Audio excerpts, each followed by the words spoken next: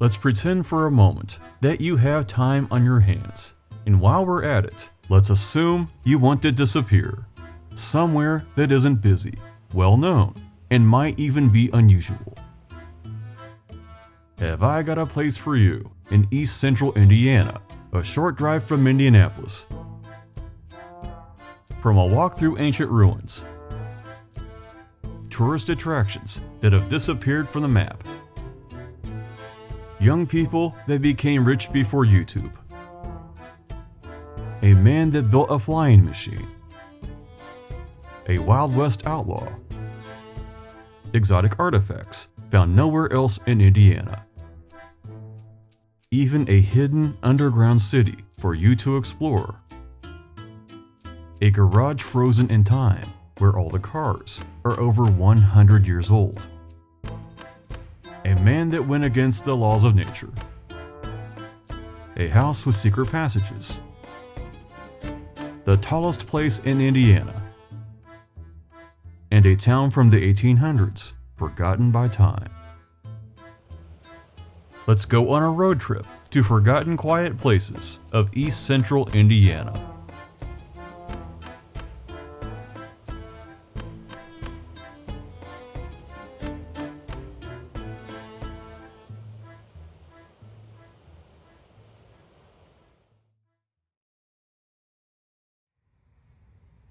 Located at Anderson, Indiana, is Mound State Park. Within its borders are world-renowned earthworks. They were built over 2,000 years ago by the Adena people. There's a paved path on flat ground leading to the main earthworks.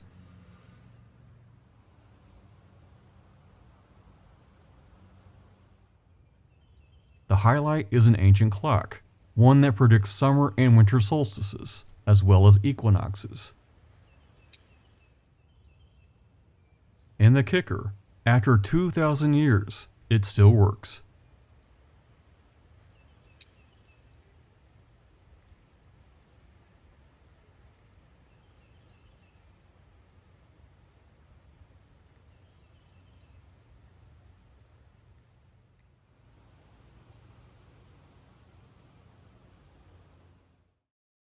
It also points to Fomalhaut, a star that's 25 light years away.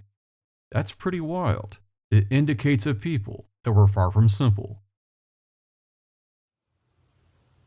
There are many other earthworks to see, as this was an ancient city. However, they don't have a paved path. One of the best preserved ancient sites in North America. It's thought that the same people built the Serpent Mound in Ohio. It's the largest serpent effigy in the entire world. It also points to equinoxes and solstices. If you can do some walking and some steep stairs, there's a walking trail along the White River.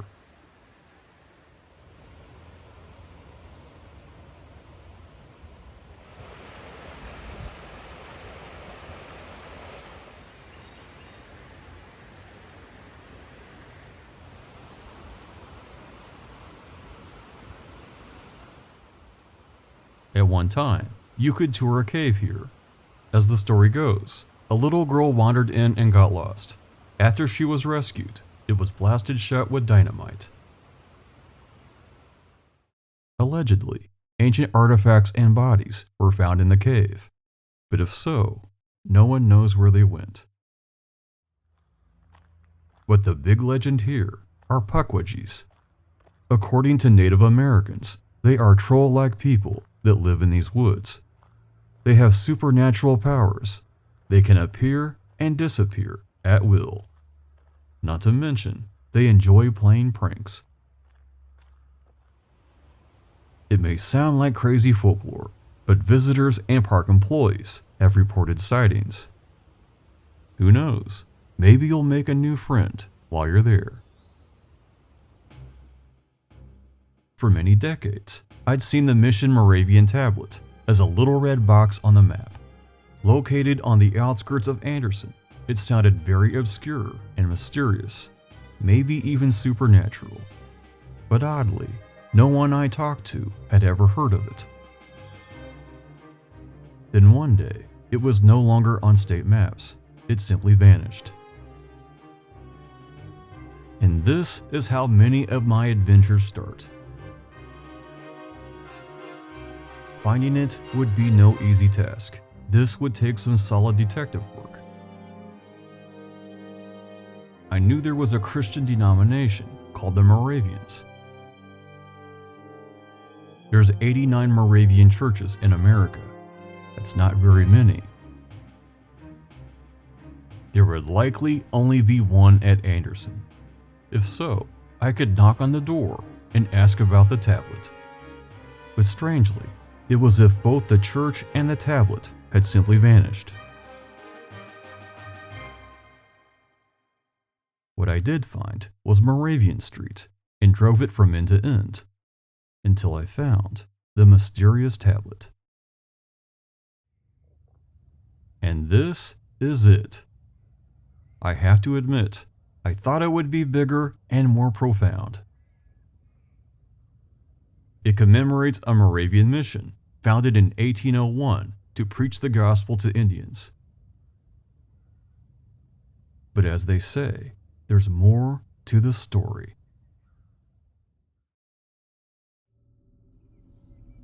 The Moravians had made many friends and converts among the Delaware tribe. But in 1806, a band of warriors, covered in black war paint, abducted Chief Tatapoxet. He was murdered in front of the missionaries, and then his body was burned. Another Delaware convert named Joshua was also murdered. The message was clear. It was no longer safe here. It was time to leave. But the missionaries would not abandon their Delaware friends. When the missionaries left, they took their friends with them, thereby ending the mission at Anderson, Indiana.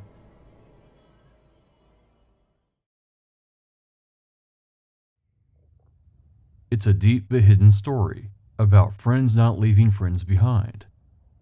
And to me, that's worth remembering. Just east of Anderson is a quiet place called Camp Chesterfield, often named on older maps as simply Spiritualist Camp. For many years, I'd heard rumors about this place. It had a reputation for the supernatural, but also unusual religious structures. This was absolutely down my alley. Founded in 1886, it's been a center for the spiritualist movement for nearly 140 years. As an outsider, I really didn't know much about it, but this wasn't your run-of-the-mill Baptist church camp. The primary focus is on contacting the dead as a source of guidance. And as they say, the plot thickens. The movement grew exponentially after the Civil War. Families wanted to contact their dead loved ones whom lost their lives in battle. Even Mary Todd Lincoln tried to contact her husband after he was assassinated. People would come here for seances, fortune-telling, and other spiritual experiences. The camp was so popular that a hotel was built.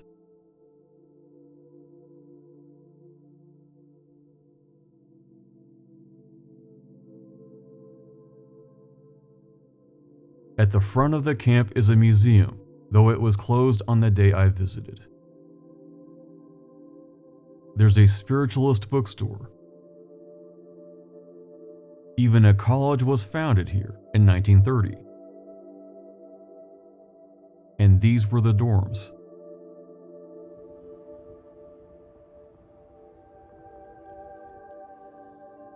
There's a statue of Jesus. But the spiritualists believe that all religions are sources of truth. That belief is evident in many unusual religious structures. Wandering my way across the grounds, I discovered a fountain.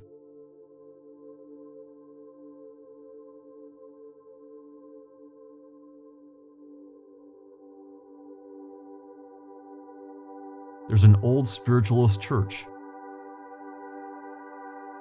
a place where people could sit and have their fortunes told.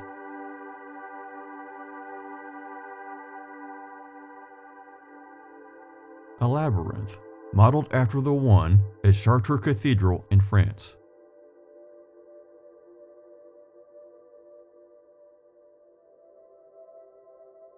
A statue of Buddha.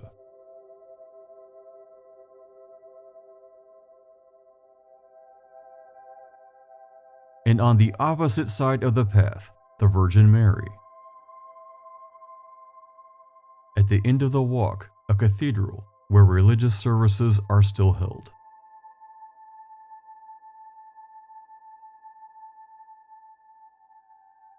Behind it is a strange path in the woods, where angel statues are found along the way.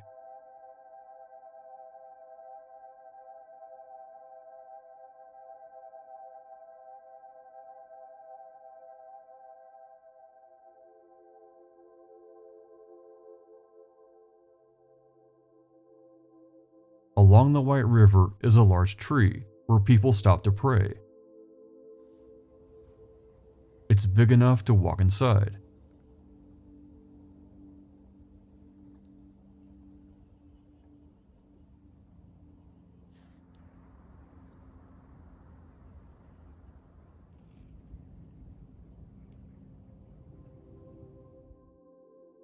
Walking west takes you to even more unusual places, such as a solstice circle made of stone that tracks the sun. Many have said that this pyramid is some type of mysterious antenna for the afterworld. However, its original purpose was just a place to put a lantern high enough to light the grounds. Beyond it is an area known as the Vortex, where even Native Americans believed was a source of supernatural energy.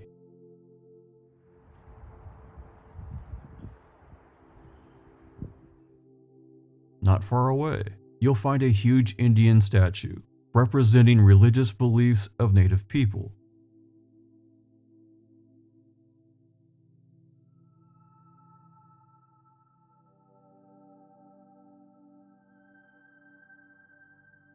Moving further south, you'll find a stone bridge and more interesting structures.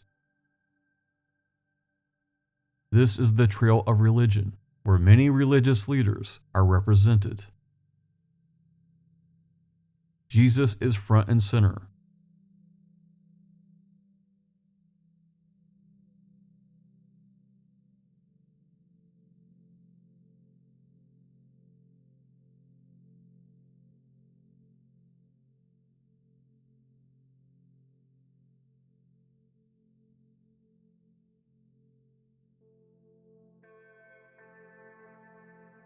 You'll notice that people leave money here, along with their prayers.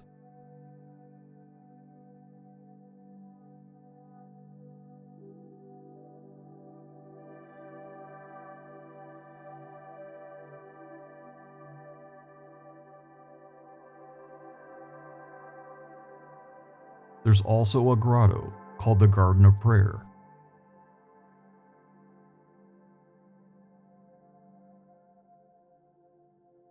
Inside is an altar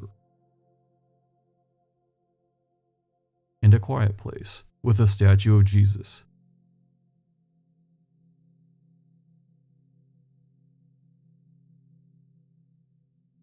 It's a very unusual place with a lot of history.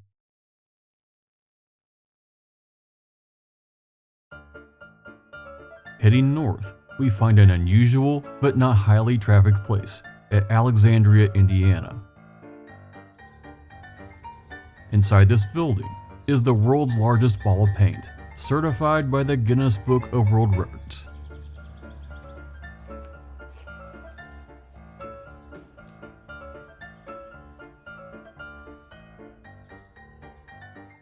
It started off as a baseball, covered with paint.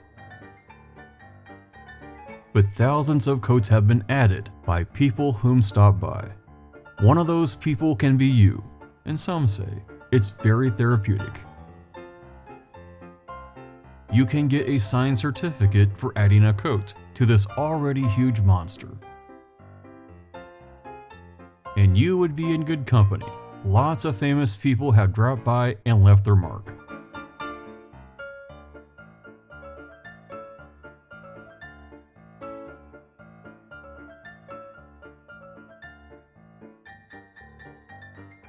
They've also signed the walls.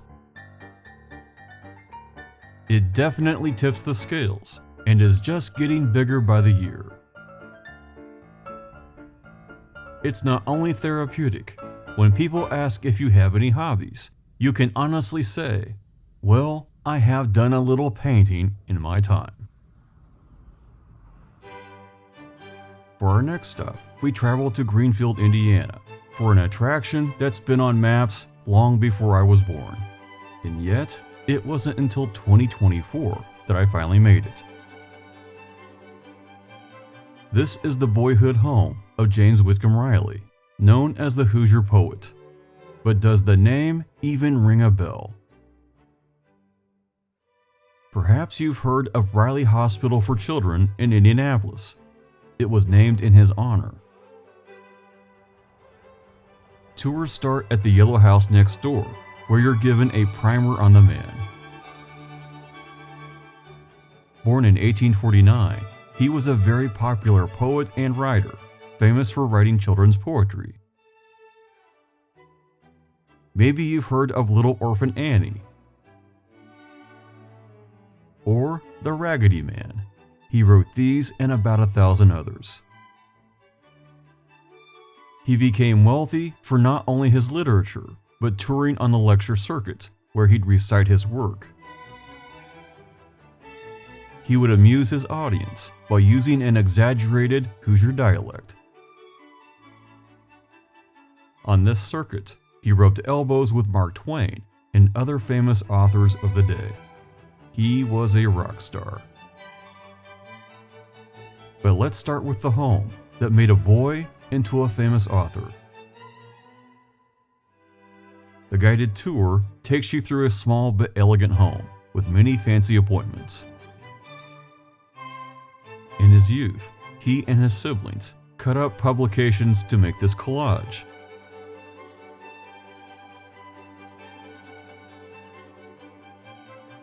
On the wall are these complex pieces of art made entirely out of human hair.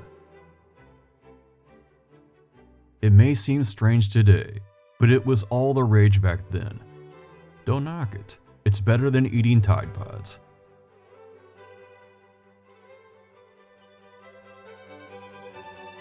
The place is a case study of making the best out of what you have, no matter how big or small.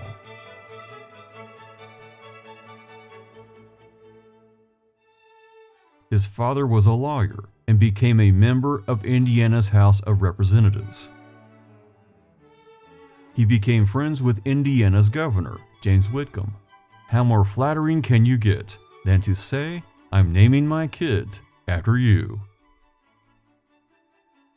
And thus, James Whitcomb Riley became a name in history. Reuben Riley wanted his son to follow in his footsteps and also become a lawyer, but there was a problem. James didn't like school and was frequently in trouble. He was kind of a loner and very quiet. He was more out of school than in, finally graduating 8th grade at 20 years old. You heard right, 20 years old. He admitted after that he didn't learn much from the experience. But he did walk away with something he loved: poetry. Encouraged by both an uncle that wrote poetry and a teacher in school, he found his ticket to fame and fortune. He had a huge life ahead of him that made him far richer than his father ever was. It kind of reminds me how even today, Parents want their kids to be doctors and lawyers, and yet some run off and become rich YouTubers in their early 20s. You know that you've made it when the post office issues a stamp with your face on it. The museum has done a great job of preserving the story of James Whitcomb Riley with many period-accurate appointments. This is the actual picture of little orphan Annie that Riley wrote about. As a young girl, she was hired as a maid for the Riley house. She never married. While Riley himself did have a long-term relationship with a teacher named Clara Botsford, he remained a lifelong bachelor. Little touches like eyeglasses bring home the fact that this was a real person. And then the upstairs where the family slept.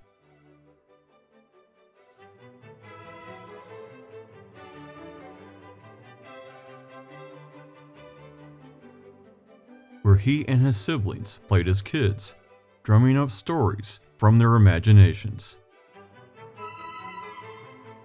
My takeaway from the visit: do what you love to do and you'll be successful.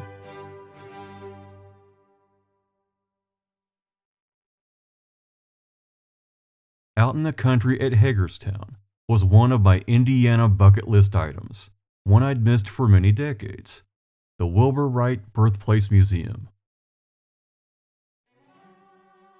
Wilbur's claim to fame: he and his brother Orville developed the first successful airplane, thus changing history forever on December 17, 1903.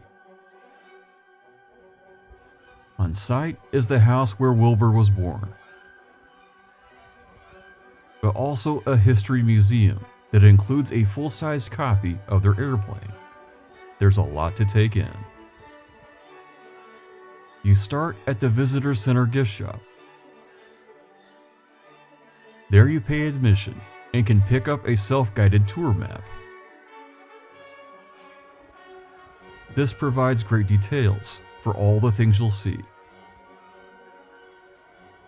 Exiting the Visitor Center, you're greeted by a military jet, made possible by the early work of the Wright brothers.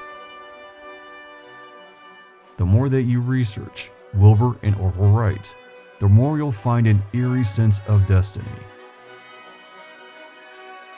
There's a memorial to Wilbur Wright, whom was born here in 1867, 2 years after the Civil War. Just 36 years later, he and his brother made an airplane from scratch. He died just 8 years later, at only 45 years old. It was like this was his sole purpose in life, his reason for being born, his destiny. Touring the home gives you a sense of Wilbur's humble beginnings. His father Milton was a bishop in the United Brethren Church in Christ. He encouraged his children to learn at an early age. In fact, all of them could read by the time they were 5 years old. Sadly, Wilbur's mother Susan died in 1889, never knowing her son's ambitions or seeing them succeed. But Milton not only saw their success, but flew with Orville when he was 81 years old. And he wasn't afraid either, telling his son, "Higher, higher." It was the only flight he'd ever take, and must have been incredible. He told his sons never to fly together, for safety's sake. I got the impression that Milton had a sense of destiny, knowing that if one of his sons died, at least the other could carry on their history-changing work. In fact, the brothers only flew together once, but not before getting their father's permission. They truly honored their dad.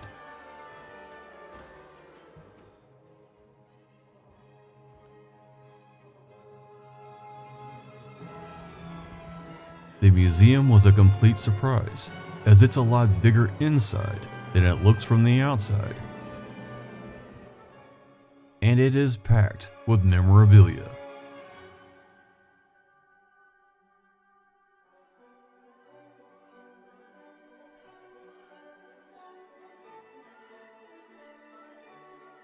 When the First United Brethren Church of Newcastle was being built, Wilbur pledged $250 for this stained glass panel. In today's money, that's over $8,000. He did it to honor his parents. But he didn't get to see it installed, as he died before the church was dedicated. When the church was later demolished, the panel was donated to the museum. If you stop and read, you will be here for a while.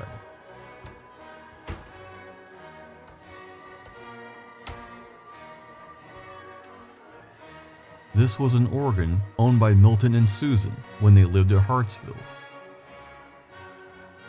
There's a small theater with a short film, and then a hallway that curves around to the larger part of the museum.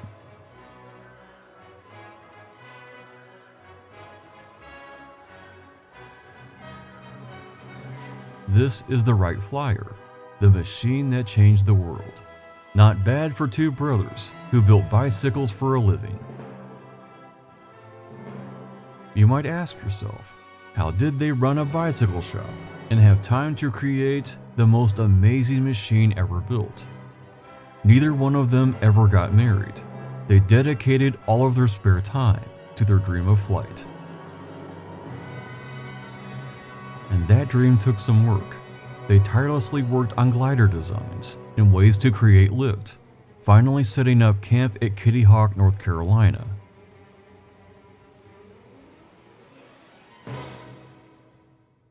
They lived in a shack, content with each other's company and working on a huge dream.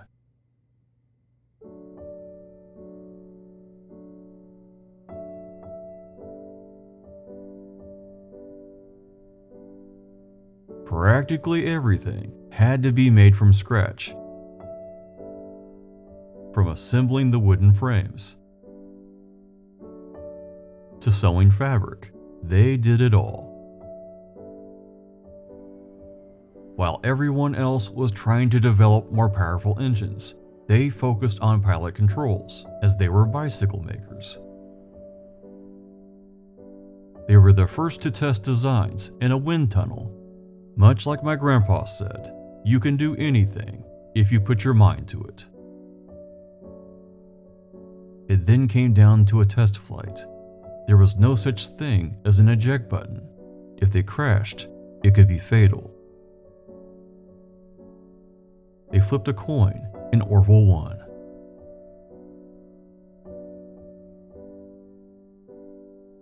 The weather was good on December 13th of 1903. But as it was Sunday, they decided to postpone.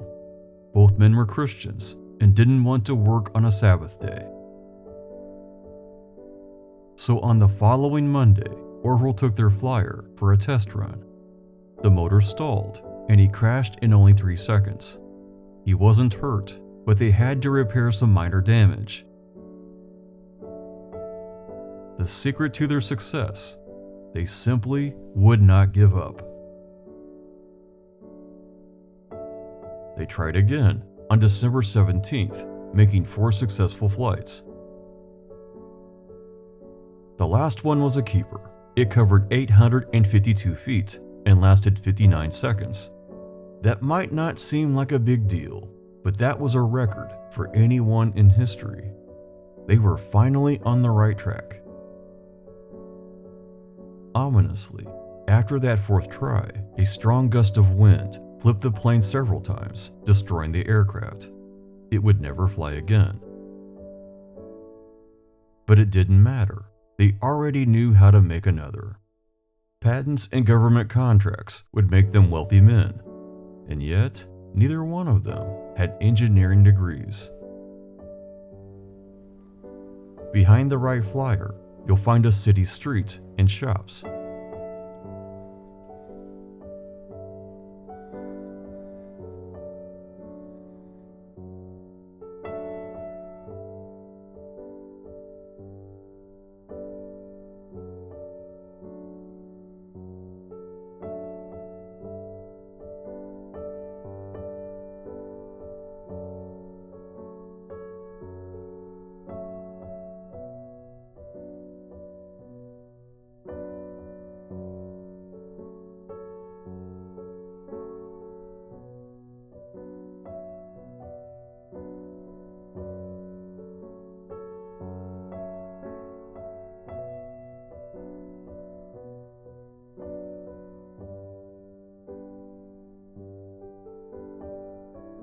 including a humble bicycle shop where two brothers figured out how to make airplanes.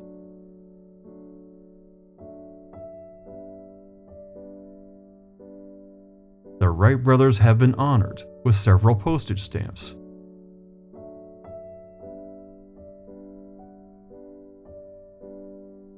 And a picture of the Wright Flyer on not only the Ohio State Quarter, but also the one for North Carolina, as well as a memorial at Kitty Hawk. The cornerstone summarizes the Wright brothers' unconquerable faith. When things got tough or failed, they could have went back to making bicycles, but they kept on going. Only 66 years later, because of what Wilbur and Orville started, men were walking on the moon. In the history of humanity, that's a very short time. Was it just hard work as a catalyst? Or was it destiny, started here in Indiana?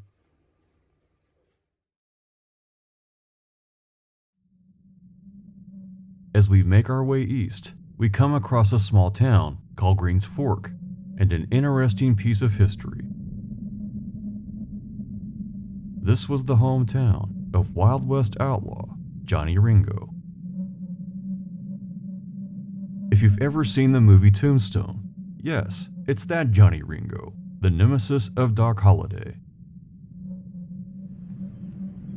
To commemorate Johnny, there's a mural on the wall here.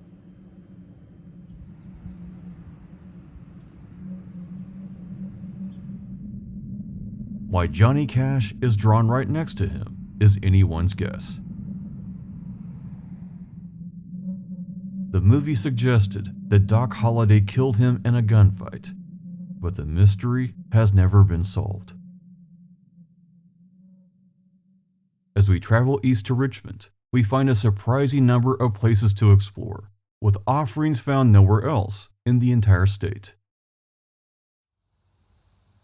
Starting at the campus of Wham College, where a museum of curiosities is hidden to outsiders. This is the Joseph Moore Museum, founded in 1887. It has many hands-on exhibits, but also old-world curiosities, the stuff I absolutely love. The first floor is heavy on natural sciences.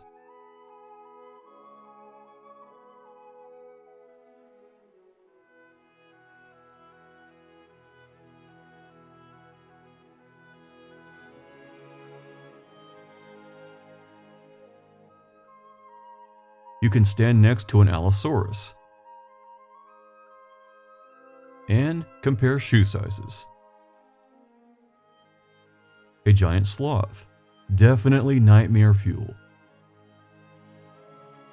The mastodon on display was found in Randolph County in the late 1800s. And here's a fun fact, they didn't find the entire skeleton. Animals or prehistoric people might have taken parts away. They got another partial skeleton from Ohio and were able to make the exhibit.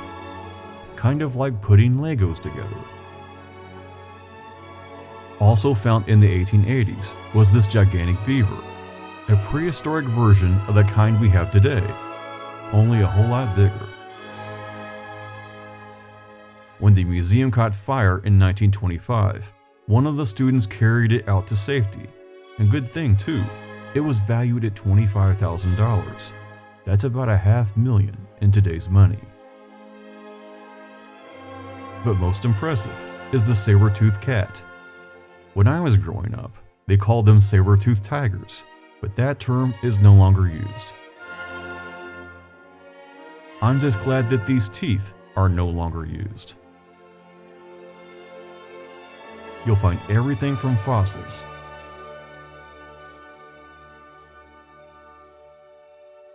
minerals,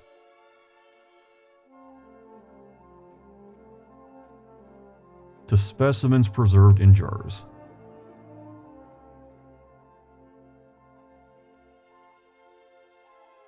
As impressive as these were, I had came for something else, located in the basement. An Egyptian mummy. There are only 2 Egyptian mummies in Indiana, and strangely, the other one is just across town at the Wayne County Museum.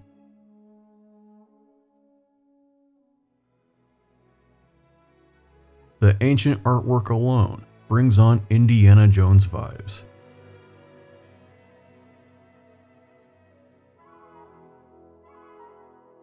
Reading the hieroglyphics, we know who this was. It was Ta'an, the daughter of an Egyptian priest.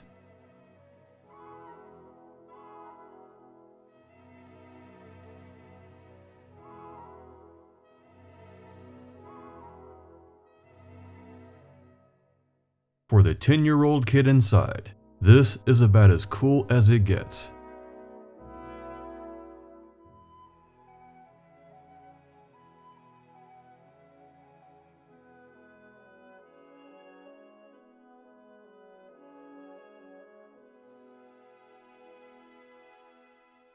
When you stand here, you're standing next to someone that lived several thousand years ago, during one of the most exciting periods in history. I can only imagine what things she saw and the things she experienced. This was also here during the fire of 1925 and rescued by students. Simply a great little museum. Just across town is one of my favorites, the Wayne County Museum. By no exaggeration, this is one of the biggest surprises in all of Indiana. Looking on the outside, it doesn't look very big, but this is in fact an expansive city of exhibits, multiple floors, multiple buildings. The first floor is a mix from prehistoric to modern history. A Conestoga wagon and pioneer artifacts.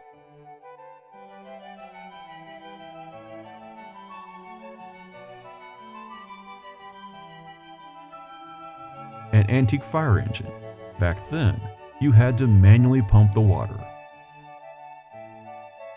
A shiny red airplane. Check out this bike that you can ride on train tracks. They even have a reconstructed church. But one of my favorite sections were the mound builder artifacts.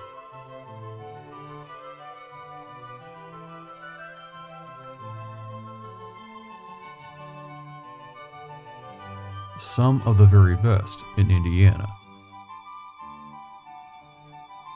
But we are just warming up.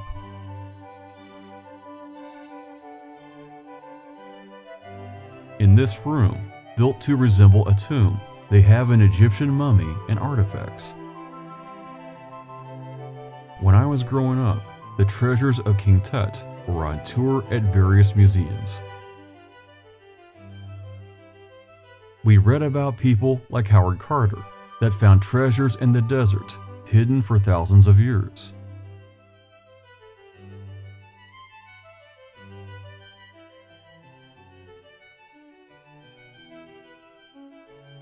I'm not gonna lie, I wanted to be one of those people.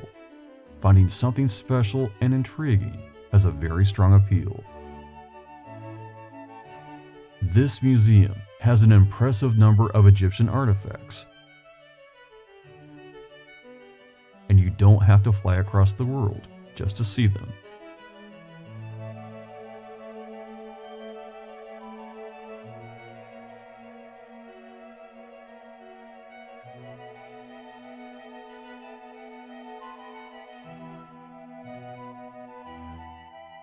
In ancient times, this would be stamped in clay to leave a royal mark.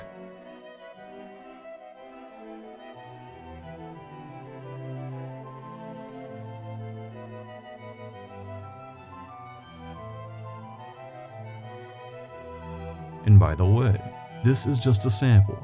There's more downstairs. To be clear, this museum is better than many big city museums that I visited over the years. absolutely jam-packed with things you've never seen before. Going down to the basement is like visiting a hidden city.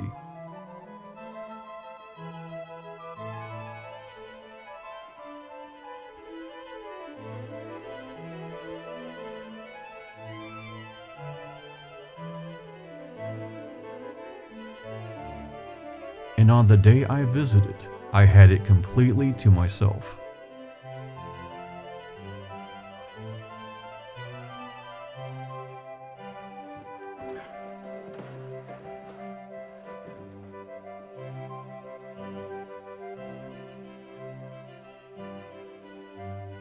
But it's not just about pioneer life. You'll see artifacts from many cultures across the world, such as a samurai sword and armor.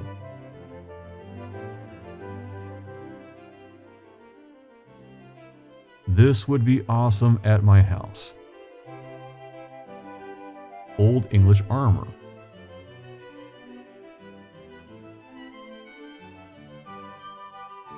And even more Egyptian artifacts.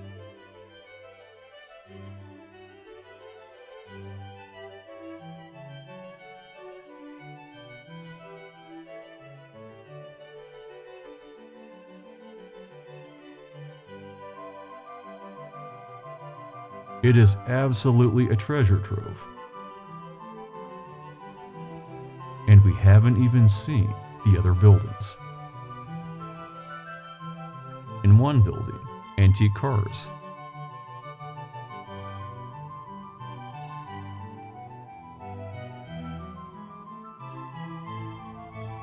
Another has antique farm equipment.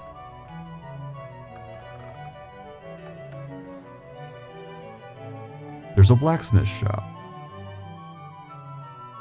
And a jail for those that won't follow the rules. I guess he didn't give in to the man. There are shops in the village. There's an old-fashioned bakery. Looks good enough to eat a very long time ago. And a print shop. Like a UPS store, only older. There's a pioneer school to teach the youngins.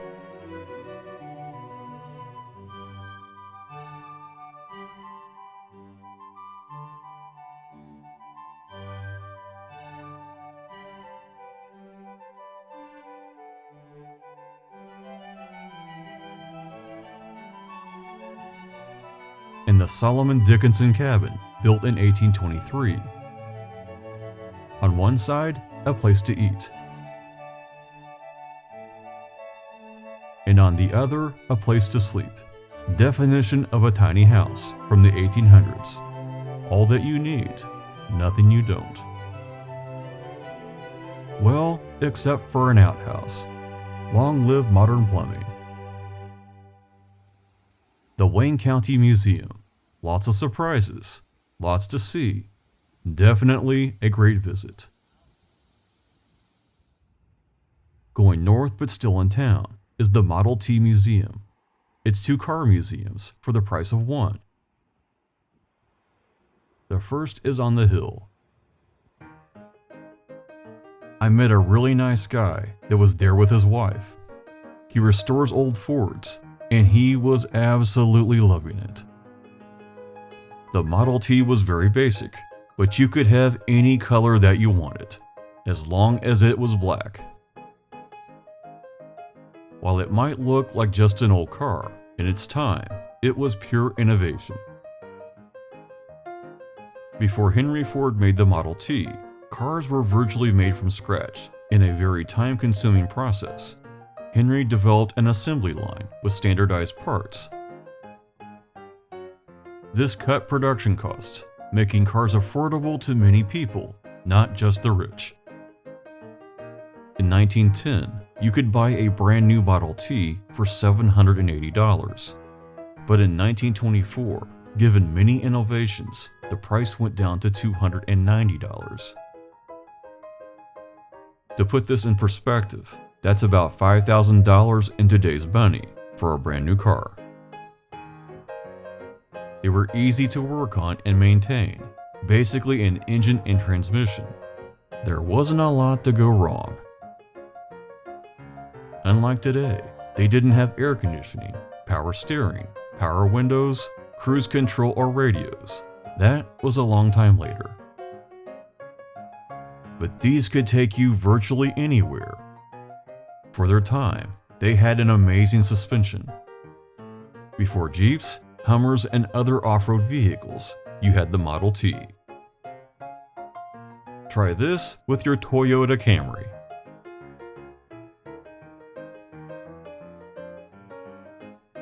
Later on, you could get different colors and fancier options.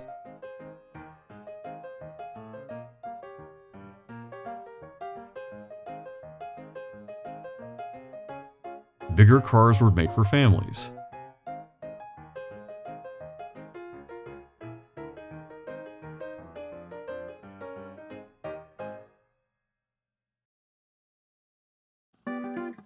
And just like computers and artificial intelligence is making opportunities today, entrepreneurs took advantage of the technology, such as delivery trucks for businesses.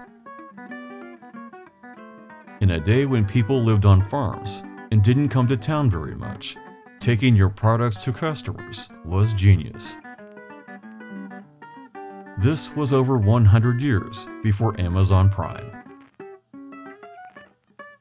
Imagine the days before motorized vehicles and a fire broke out. Fire departments would have to buckle up horses and a wagon before they could go. Motorized fire engines were a godsend. Firemen simply jumped on the fire engine and off they went, saving countless more lives than before. But this small exhibit did not prepare any of us for what was across the street. We were joined by a second group.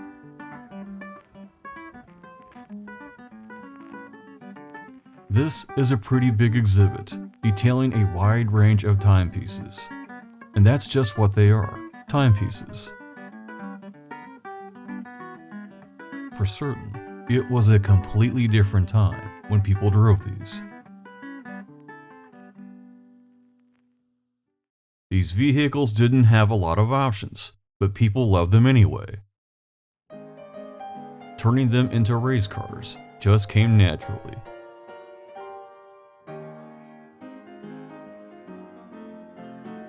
The museum resembles an old garage, and you can see the very basic construction of the Model T.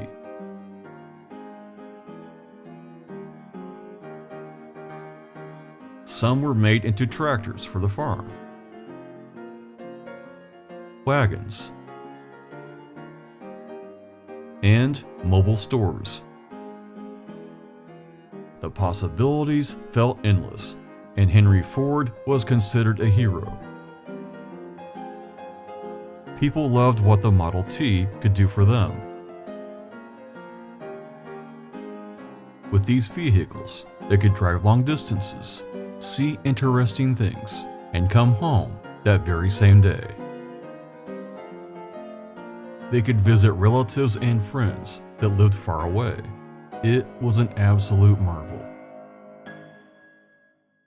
Today it's very easy to take cars for granted, but what a difference they've made in all of our lives.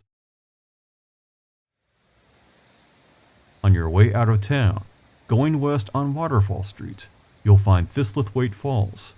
It's an unexpected jewel with an unusual story. Once upon a time, this was nothing but a dry rock, but in 1865, Peter Thistlethwaite and his brother-in-law wanted to make a mill. When they dammed the river to do this, they changed its course, resulting in this beautiful waterfall.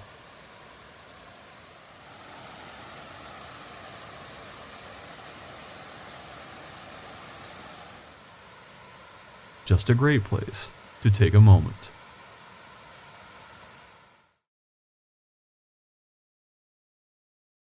Heading north of Richmond, we find the Levi Coffin House at Fountain City.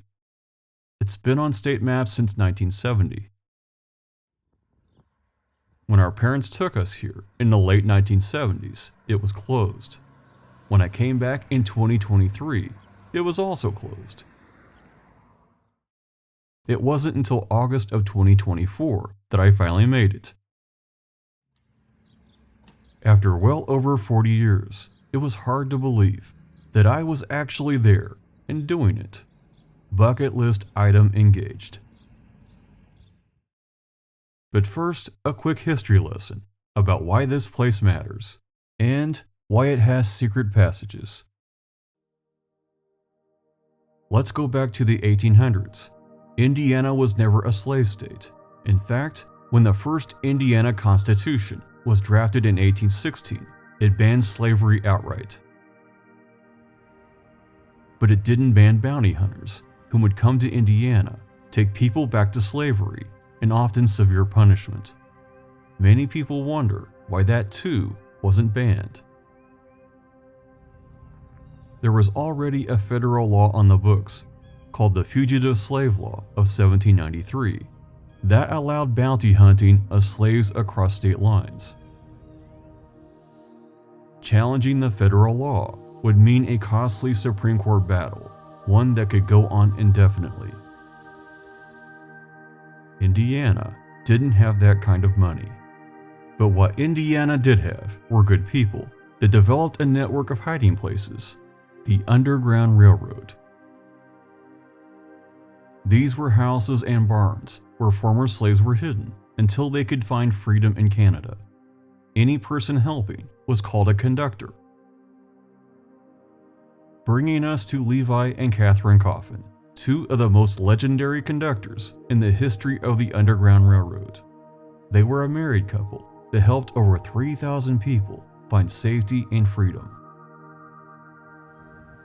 So legendary were their efforts that this little house at Fountain City was considered the Grand Central Station of the Underground Railroad, and Levi Coffin, its president. A visitor center has been added since 1970.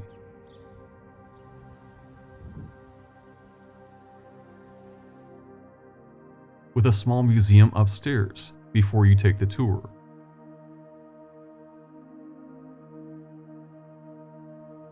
Levi Coffin was not only a farmer, but a local merchant and director at the State Bank of Richmond. So he not only had some money, he knew lots of people and had tons of connections. He also understood trade routes and how to move goods from one place to another. Levi got the idea to use the movement of goods to smuggle people. He developed a spy network and codes that conductors would use. The Coffins would know how many former slaves were arriving and when. On the second floor is a resource center if you'd like to learn more. But let's start with the tour. The tour starts in the visitor center basement, where you're shown a short film. You're then walked across the street to the house. By all outward appearances, this 1838 home was nothing but the residence of a Quaker merchant. But it held some major secrets. These old floors knew the footsteps of many people, if only they could talk. There's a doorway that leads up to a hidden staircase. This opens up to a bedroom. This too has a panel leading to a hidden room, easily hidden by a bed's headboard. When bounty hunters came to the house, hearing rumors that they were hiding runaway slaves, Levi demanded a search warrant or slave ownership papers. The bounty hunters never had these. By the time they came back with all the proper paperwork, the former slaves were gone. Just by looking, you'd never know what happened here. Just a Quaker family, minding their own business. A small door leads down to a narrow staircase that goes to the basement.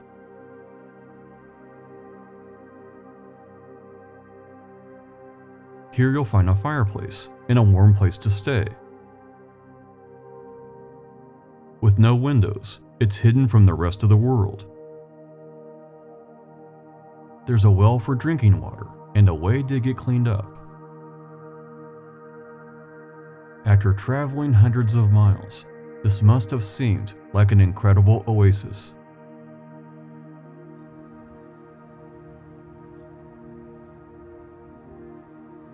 Outside is an outhouse.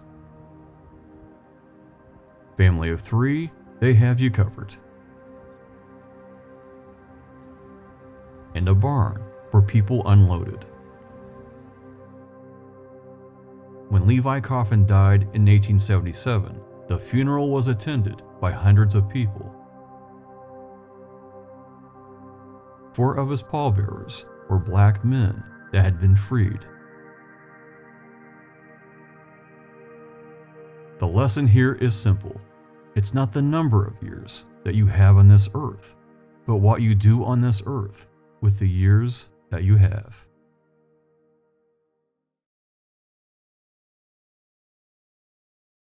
Our next stop takes us out in the country to Franklin County, known as Hoer Hill. This is the highest elevation in Indiana.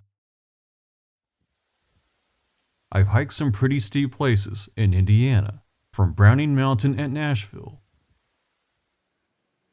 to the infamous Trail 3 at Charlestown State Park, the stairs to Donaldson Cave at Spring Mill State Park have earned my respect. Or should I say, the stairs back up.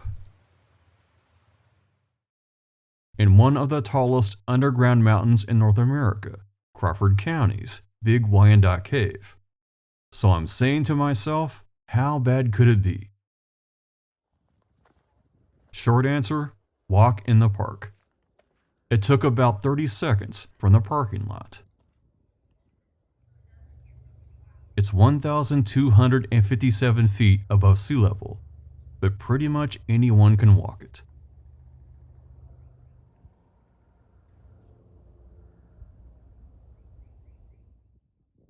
Atop this lofty place is a mailbox. Mount Everest has one. Why not here? But by all means get a selfie. It's one for the record books. For our last stop on this trip, we drive south, all the way to Metamora. Located on the far southern edge of east central Indiana, it's one of my favorite quiet places.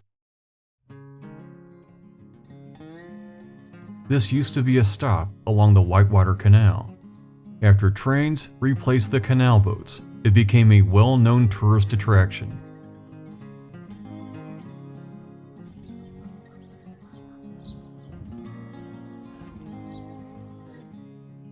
And a boat known as the Ben Franklin was one of my very favorite memories.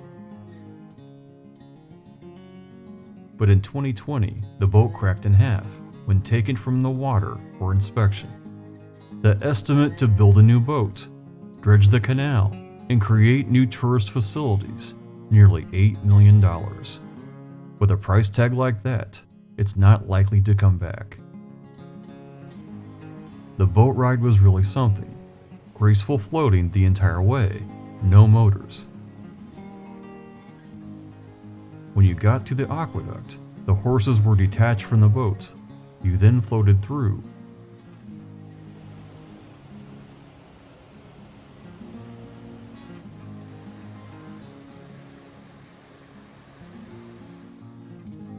And once on the other side, they'd be reattached and continue the journey. The aqueduct itself is pretty amazing. It spans high above Duck Creek, which is a pretty good drop. It's the last covered bridge aqueduct in America, the last of its kind. Downtown Metamora is filled with old shops.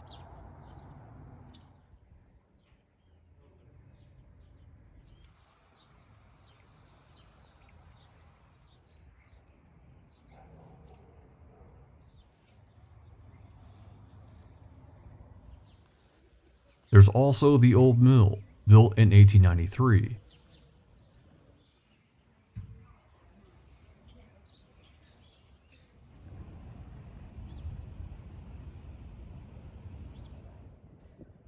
They've rebuilt the wheel at the dam.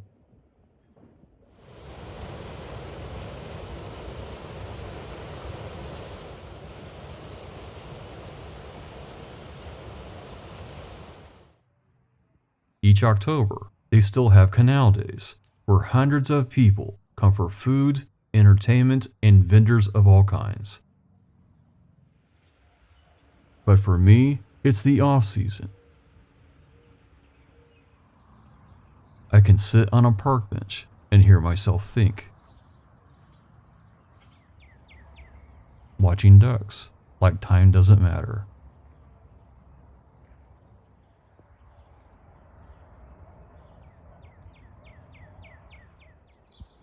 Recalling fond memories of a wonderful time I used to know. This was just a sample of what East Central Indiana has to offer. Without a doubt, it's a place of peaceful journeys, a path to many surprises, in quiet places that wipe the board clean. Maybe it's time for a road trip.